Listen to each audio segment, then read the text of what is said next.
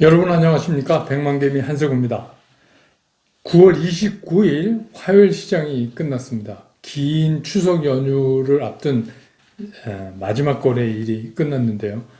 여러분 뭐 다 보셔서 아시겠지만 코스피, 코스닥, 양시장 모두 상승하면서 끝났습니다. 코스닥은 1.46%나 상승을 했고 코스피는 0.86% 상승을 했습니다.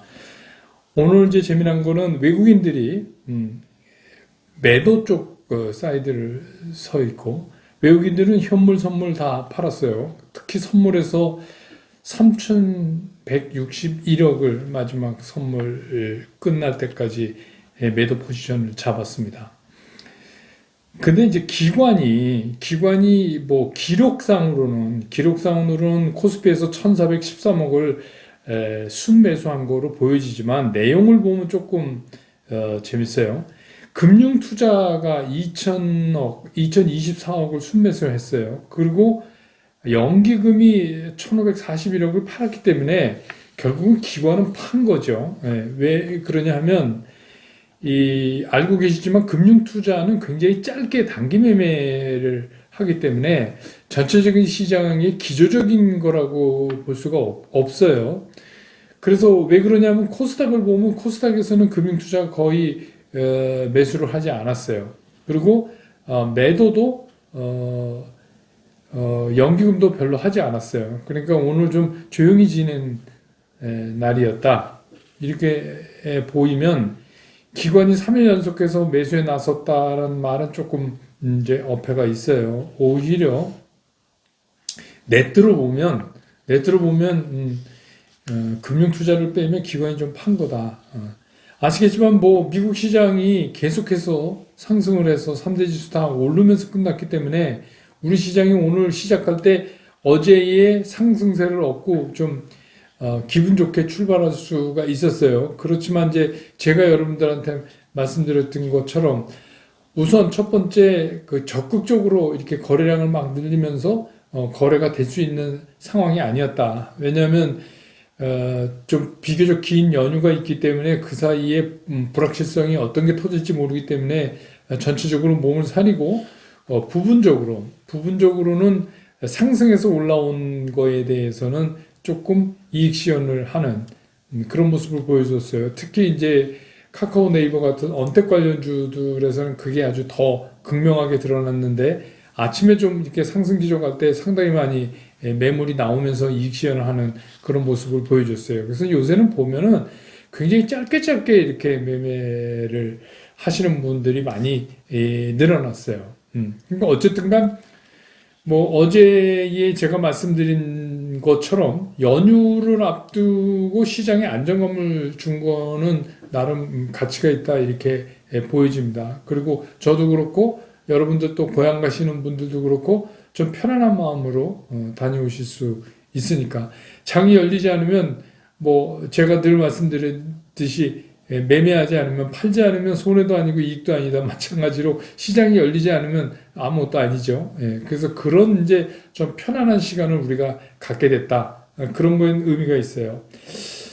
미국이 오른 것도 이제 추가 부양책 기대감 아닙니까? 물론 이제 미국의 민주당과 공화당 사이에 금액의 차이는 많이 있지만 낸시 펠로시가 계속해서 문우신 장관하고 협상을 한다 그래요. 그러면 뭐 그 어떤 선에서 뭐가 이루어진다면 어떤 거 안 하는 것보다 나은 거죠. 그래서 이제 그런 덕을 좀 봤어요. 미국 시장도 그렇고.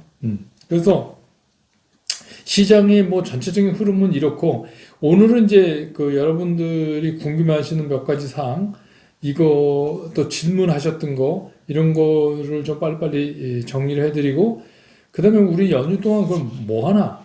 연휴 동안에 이거는 좀 꼭 해놓는 게 좋다 하는 말씀을 드리고 이제 오늘 시간을 끝내도록 하겠습니다.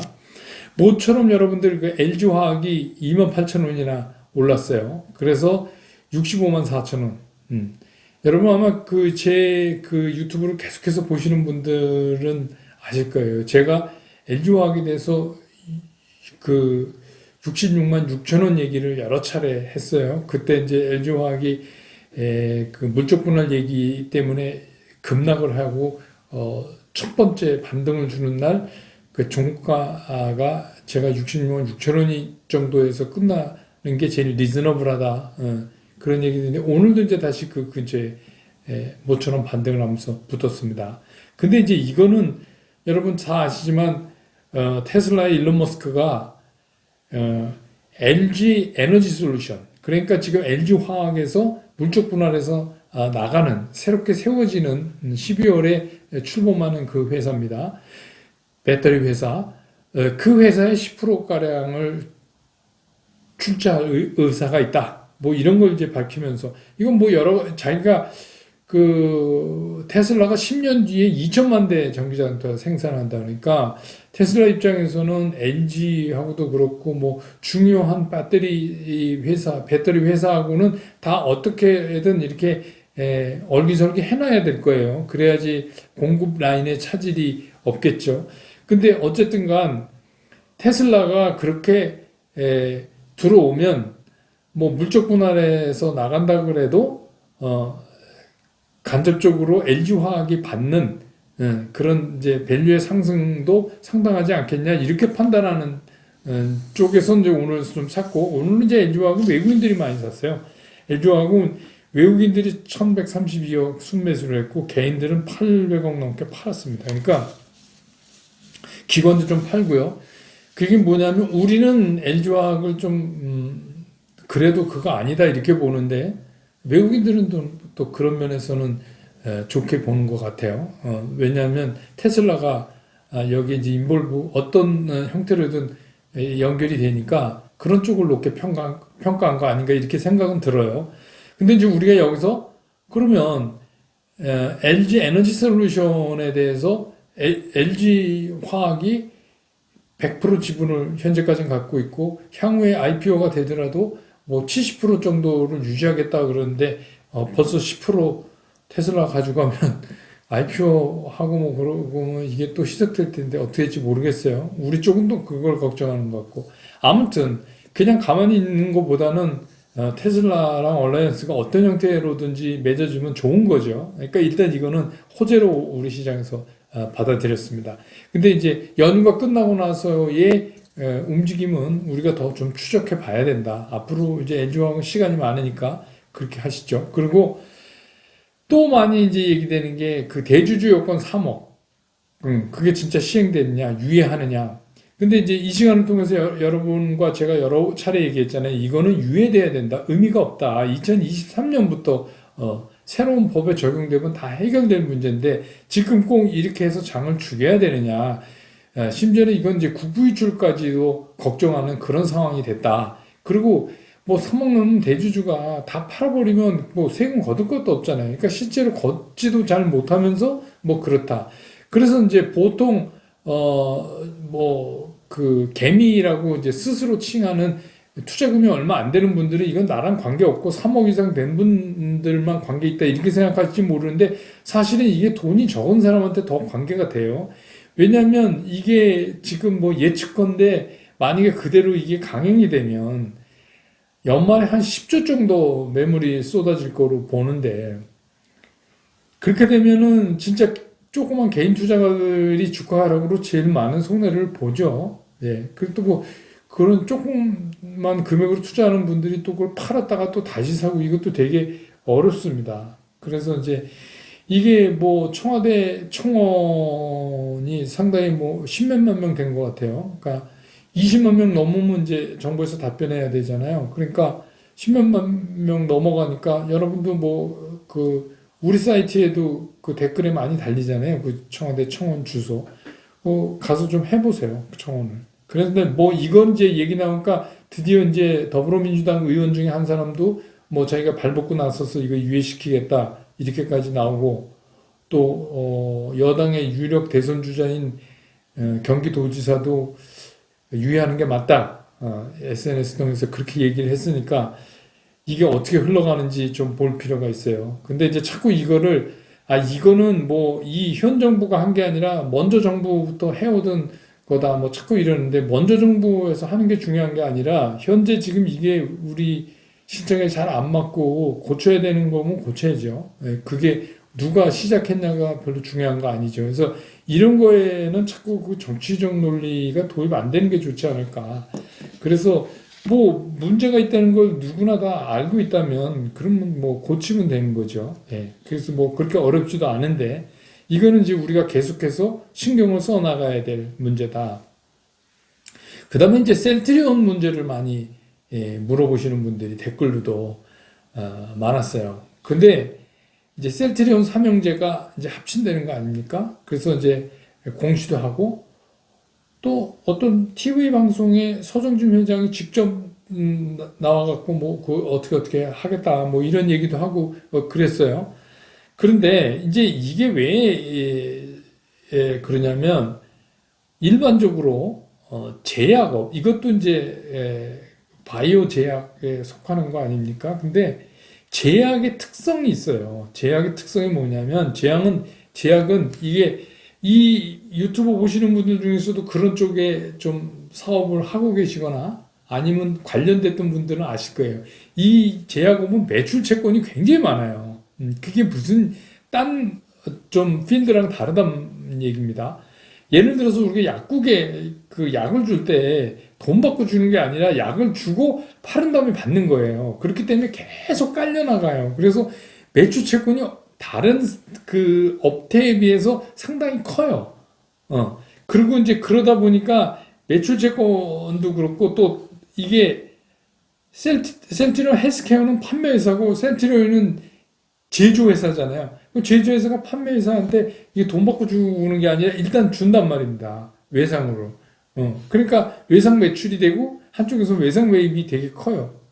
그래서 이제 갚아야 될 게 많고 또 그 제약업의 특징이 재고 자산이 엄청나게 많은 거예요. 약 같은 거 이게 전부 재고 자산으로 잡히거든요.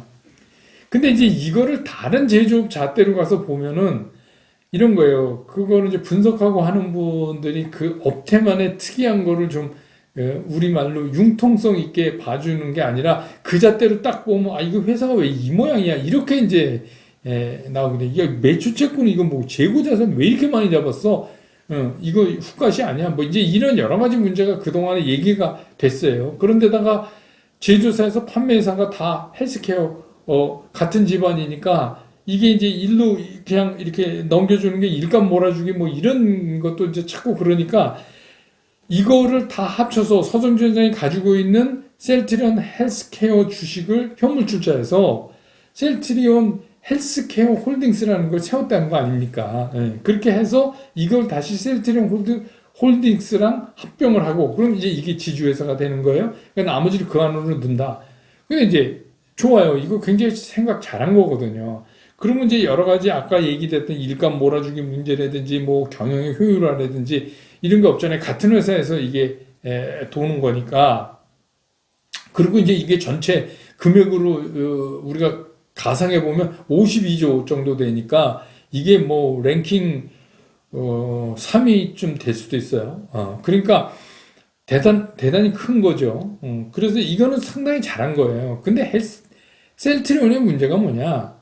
사실은 여기에 숨겨져 있는 문제가 있어요. 우리가 LG화학 때 경험을 했지만 각각 세 회사의 주주들이 다 다르잖아요.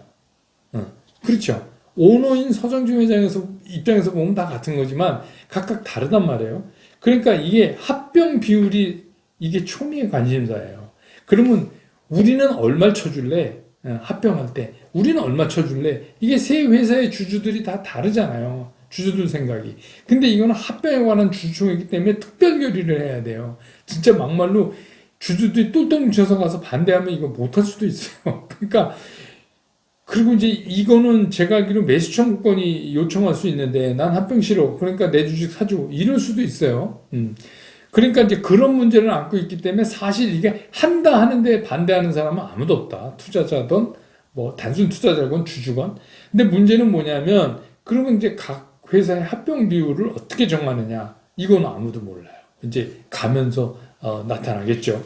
그래서 이제 뭐 밸류에이션에서 뭐 이거다 이렇게 얘기하고 뭐 그게 이제 뭐 흡족하네, 뭐 아네네, 맞네, 틀리네, 뭐 이렇게 해갖고 좀 아규 포인트가 사실은 거기에 있는 거예요. 그래서 셀트리온은 지금 뭐 합병한다 이거 반대할 사람 아무도 없어요.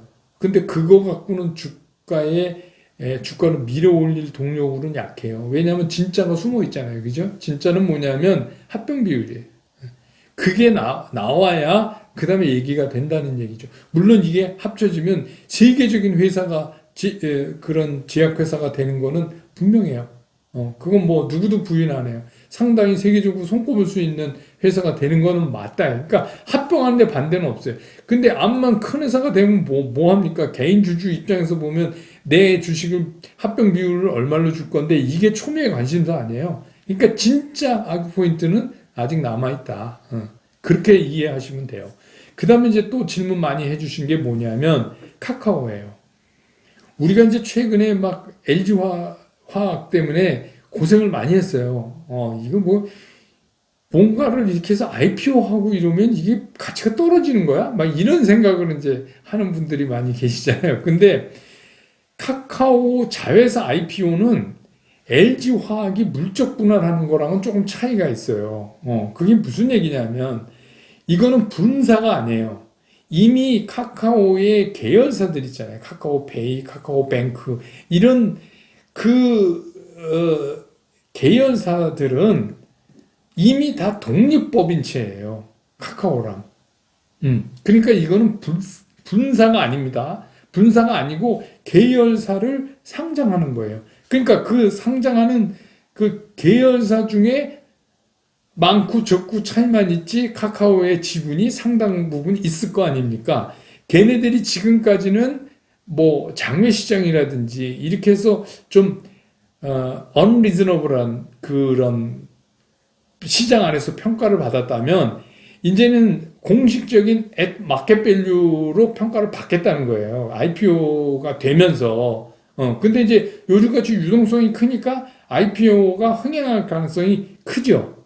그렇게 크면 시장 평가가 낮은 쪽보다 높은 쪽으로 갈 확률이 높은 거 아니냐, 이렇게 이제 보시면 돼요. 그러면 IPO에서 마켓 밸류로 평가를 받으면 우선 자금 조달이 용이하잖아요. IPO를 하면서 신주 발행을 한다든가 뭐 이렇게 하면 엄청난 자금이 들어오잖아요. 뭐 기존의 비상장이지만 기존의 예를 하나 들게요. 카카오페이의 기존의 주주들은 뭐 신주 발행을 해서 약간 그 지분이 희석되니까 뭐 그런 볼멘소리 나올 수도 있지만 전체 밸류가 이거야말로 올라가니까 또 아닐 수도 있고, 또 한 가지는 뭐냐면 그렇기 때문에 엄청난 자금이 회사로 들어와서 진짜 하고 싶은 일들을 많이 펼쳐나갈 수 있는 돈이 있어야 뭐 사업을 할 거 아닙니까? 그러니까 그런 사업 확장에 굉장히 용이하다. 그래서 무슨 얘기냐면 카카오가 가지고 있는 자회사들의 지분이 있잖아요. 지분 가치가 상승한다. 그러니까 쉽게 얘기하면 이거예요. LG화학은 아들이랑 아버지랑 같이 살다가 아들을 분가시킨 거예요. 아들을 장가시켜서 분가시키면 어떻게 해야 돼요? 아들을 분가시키면 뭐 집도 사주고 뭐 이렇게 해야 될 거 아닙니까? 그런 거죠. 근데 그게 아니라 카카오는 이미 분가가 돼 있어. 아들, 딸 이렇게 있는데 얘네들한테 지분이 다 있어. 얘네 집에, 얘네 아파트에 몇 프로가 부모 거야. 카카오 거란 말이에요.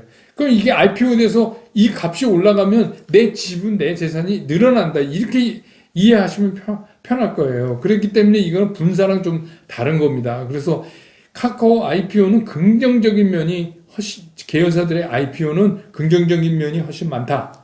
이렇게 이해하시면 되겠습니다. 자, 그 다음에 이제 이렇게 길게 시작되는 연휴 동안 우리 뭘 해야 될까? 뭐 그냥 아이고 이제 주식 진절머리 나서 안 보고 싶다. 그래서 안 보시는 분도 뭐 계시겠죠. 뭐 그러셔도 돼요. 근데 우선 여러분들한테 좀 부탁드리고 싶은 게 finbiz.com 있잖아요. finbiz.com 미국 시장 그거 아침에 열면 다 나옵니다. 제가 여기 다시 올려드릴게요. finbiz.com을 매일 한 번 정도는 아침에 검색을 하세요. 그러면 우선 내일 아침에 검색하면 마이크론 테크놀로지의 실적이 나올 거예요. 그래서 그 마이크론 테크놀로지 맵이나 아니면 뭐 그 위쪽에 종목 검색 같은 데서 찾아갖고 들어가면 걔에 대해서 자세히 나와 있어요. 그러니까 그 정도는 한번 이제 글로벌 시대에 보셔야 된다. 왜? 걔의 향방이 우리 연휴 끝나고 우리 반도체 업체의 향방하고 직결되니까 이거 봐야 된다. 그리고 우리한테 영향을 많이 주는 미국 시장이 우리 쉬는 동안 어떤 꼬라지로 진행되는지 그거는 좀 봐야 되잖아요. 그러니까 그걸 좀 보세요. 예, 그래서 아침에 그냥 잠깐씩 뭐 그냥 한 10분만이라도 그걸 한번 보실 필요가 있고, 이제 첫 번째 여러분이 갖고 계신 포트폴리오를 한번 점검해 볼 필요가 있어요. 과연 내가 그동안에 진짜 내 소신을 갖고 자신이 있는 주식들로 내가 이게 돼 있는지, 이리 뛰고 저리 뛰고 이러다 나 엉망진창이 됐는지 이걸 한번 스스로 점검해 보실 필요가 있어요. 우리 왜 오래 쉬면 집안 대청소 하듯이, 그래서 혹시 버릴 거는 없는지 그것도 한번 보고, 그 다음에 버릴 거면 내가 연휴 끝나고 장이 새로 시작되면 5일부터 시작될 때 난 어떻게 어떤 방법으로 버려야 되겠다는 가상 시나리오도 한번 잡아보시고, 그 다음에 주요 그 투자 대상을 좀 압축해 놓으실 필요가 있어요. 그러니까 계속 말씀드리지만 이건 실적과 성장이 동반되지 않으면 뭐 며칠간 올랐다 말고 이런 거는 있을 수 있고, 아니면 주도주 가는 데에 따라서 뭐 편차가 많이 벌어지니까 소위 말하는 뭐 키 맞추기 이런 거는 할 수 있지만, 이게 계속 강력하게 시장을 이끌어가긴 좀 힘들어요. 그러니까 제가 10월에도 조정은 계속된다고 말씀드렸잖아요. 만약에 제 말이 맞다면 뭐 선고판 분은 벌써 끝났다 뭐 이러시는 분도 계시더라고요. 근데 저는 이제 아닌 것 같은데, 그 아닌 거의 문제에 대해서 제가 금요일 날 별도로 기간은 왜 팔아야 되는가 하는 걸로 제가 이제 말씀을 드린다고 그랬죠. 쉬는 동안이지만 이건 여러분들이 좀 아셔야 되고, 저도 좀 차분하게 말씀드릴 수 있는 기회가 있으면 좋겠다 그래서 그걸 제가 만들어서 금요일 날 올리겠습니다. 그러니까 그걸 보시고, 그래서 그러면 10월 5일부터 시작되는 새로운 이제 반 남은 조정기에 어떻게 내가 어떤 종목들로 압축해서 이거를 매매를 할 것인가. 그래서 이제 지난번에 보여드렸던 주요 이슈별 밸류체인 업체들 있죠. 그것도 제가 다시 또 올려드릴게요. 이 영상 끝에다 달아드리겠습니다. 그래서 실적과 성장성이 정말 있는가. 그래서 진짜 인베스트먼트 풀. 그러니까 타겟팅 할 수 있는 목표물을 딱 정해놓으세요. 압축해서. 그래서 그거를 가지고 이제 정리를 해 들어가야 되지 않나. 그래서 그런 거를 가지고 연휴 뒤에 올 때 내가 어떤 방법으로 이거를 내 계좌 안에다가 현명한 가격으로 집어넣을 거냐, 이런 생각을 좀 해보셔야 될 것 같아요. 그래서 그 뒤에 이제 연휴 때 뭐 하면서 사는 방법이나 이런 거는 제가 이제 뭐 계속해서 여러분하고 말씀을 나누겠지만 그렇게 하는 게 좋겠다. 그래서 이제 그 오늘은 뭐 명절 잘 보내시고요. 여기까지 하고, 금요일 날 제가 기관 얘기 좀 하고, 토요일 날 브런치 카페는 제가 그 쌍봉 쌍바닥 얘기를 좀 해야 될 것 같아요. 쌍봉 쌍바닥 되게 많이 얘기하시는데 이게 뭔 소린가 하는 분들, 그것도 그게 시장에 어떻게 그걸 보는 영향을 미치는가. 그래서 토요일 날 브런치 시간에 브런치 카페는 어김없이 됩니다. 그리고 뭐 연말에 이제 고향 가시는 분 뭐 이렇게 해서 다른 분들 많이 만나시면 100만 개미 구독 좋아요 좀 전파를 해주시기를 부탁드리고요. 좀 편안한 또 행복한 그런 명절을 좀 보내셨으면 좋겠습니다. 저는 금요일 날 잠깐 그 기관 투자가 문제로 여러분들 뵙고, 그리고 뭐 토요일 날은 목소리만 들리니까 그렇게 하시고, 다시 이제 5일 날 시장 보고 여러분 곁으로 돌아오겠습니다. 즐거운 명절 보내십시오. 여러분 고맙습니다.